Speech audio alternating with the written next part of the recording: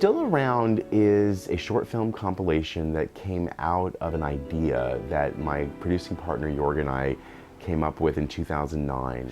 The idea was that by creating these 15 shorts, we would have like a quilt. We like to call it the video AIDS quilt of the 21st century. We would have a glimpse at how people, specifically here in the Bay Area, live and deal with HIV and AIDS 30 years into the pandemic. And Still Around tells the stories of people young and old, rich and poor, people who have family support, people who are estranged from their families, people of all different racial backgrounds.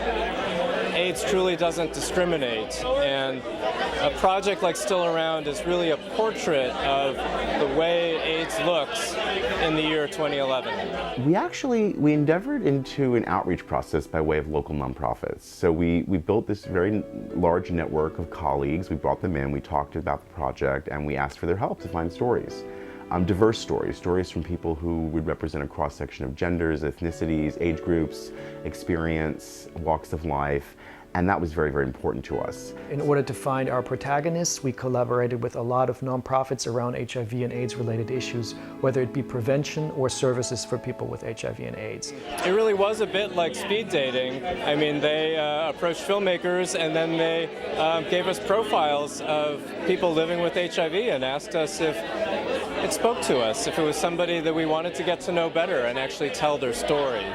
So the structure of Still Around was something that we actually played around with for quite a while, because we had these 15 very different films that somehow needed to make sense in the order they were playing.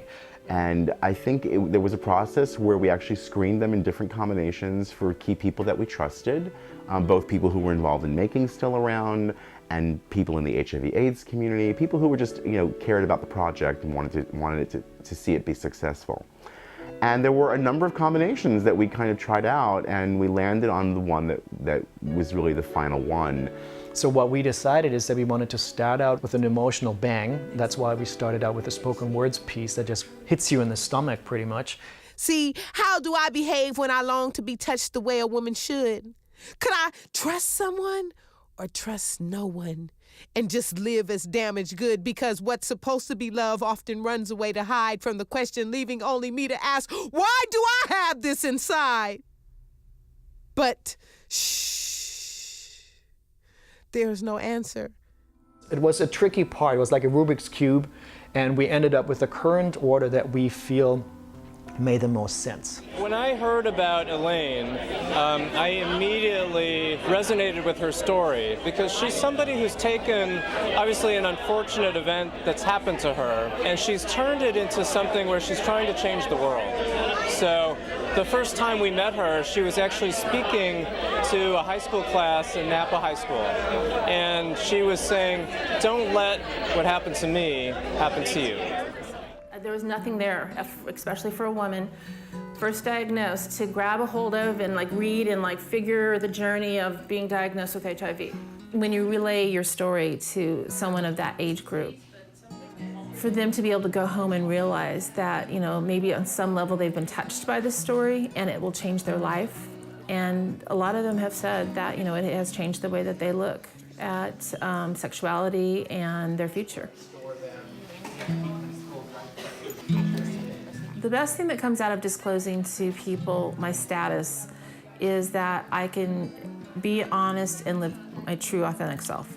There's still a lot of people with HIV and AIDS that are afraid to tell their friends, their colleagues at work, or their family that they're HIV positive because of the stigma. And we hope that by showing these very diverse stories, from the housewife and mother in Napa to the nurse at the hospital here in San Francisco, that we can take some of that stigma away. And I think by way of showing these short films, these short stories for people to kind of plug in and see the landscape of what it's like to really live and thrive with HIV and AIDS in the early 21st century, people learn a lot about themselves and how just to be resilient in their own lives.